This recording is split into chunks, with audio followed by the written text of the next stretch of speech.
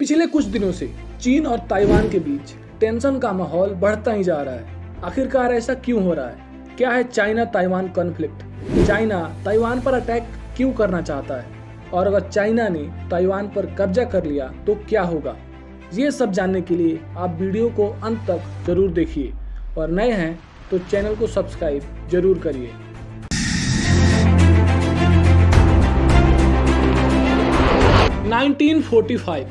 दूसरे world war के बाद दूसरे विश्व युद्ध में जापान की हार के बाद अमेरिका और ब्रिटेन ने तय किया कि ताइवान को उसके सहयोगी और चीन के बड़े नेता military commander Chiang Kai shek को सौंप देना चाहिए।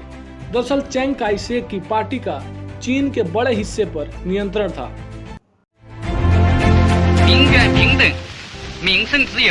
लेकिन कुछ सालों बाद चाइना में सिविल वॉर की शुरुआत हो गई, जिसमें कि चेंग काई शेक की सेनाओं को कम्युनिस्ट पार्टी की सेनाओं से हार का सामना करना पड़ा।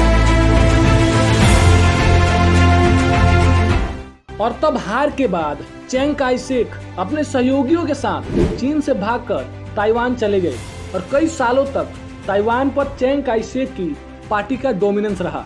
लेकिन कई सालों के बाद कड़वे संबंध के बाद 1980 के दशक में चीन और ताइवान के रिश्ते बेहतर होने शुरू हुए और तब चीन ने वन कंट्री टू सिस्टम के तहत ताइवान के सामने एक प्रस्ताव रखा कि अगर ताइवान अपने आप को चीन का हिस्सा मान लेता है तो उसे फ्रीडम प्रदान कर दी जाएगी।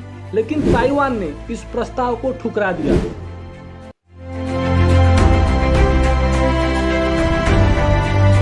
साल 2000 में चेन सुई बियान ताइवान के राष्ट्रपति के रूप में चुने गए, जिन्होंने ताइवान की स्वतंत्रता का समर्थन किया और ये बात चीन से देखी नहीं गई। तब से चीन और ताइवान के रिश्ते लगातार ही खराब होते गए। 1979 में अमेरिका के तत्कालीन राष्ट्रपति जिमी कार्टर ने चीन से रिश्ता बनाने के लिए ताइवान के साथ अपना राजनीतिक संबंध तोड़ लिया।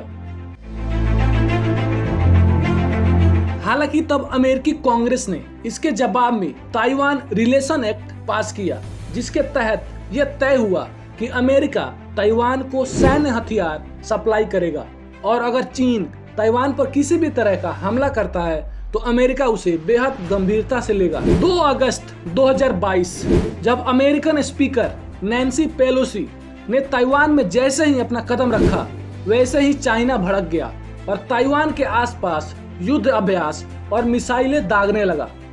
दरअसल ताइवान पूरी दुनिया का लगभग 60% माइक्रोचिप और सेमीकंडक्टर चिप का मैन्युफैक्चर करता है और ताइवान मोबाइल और कंप्यूटर मैन्युफैक्चर करने में भी बहुत आगे है। एसर और एसस जैसे लीडिंग लैपटॉप कंपनियां भी ताइवान में ही स्थित है। और ऐसे में अगर चाइना ने ताइवान पर कब्जा कर लिया तो ताइवान के साथ साथ पूरी दुनिया, खासकर अमेरिका का भारी नुकसान होगा, क्योंकि अमेरिका ही ज्यादातर माइक्रोचिप और सेमीकंडक्टर चिप ताइवान से ही मंगवाता है।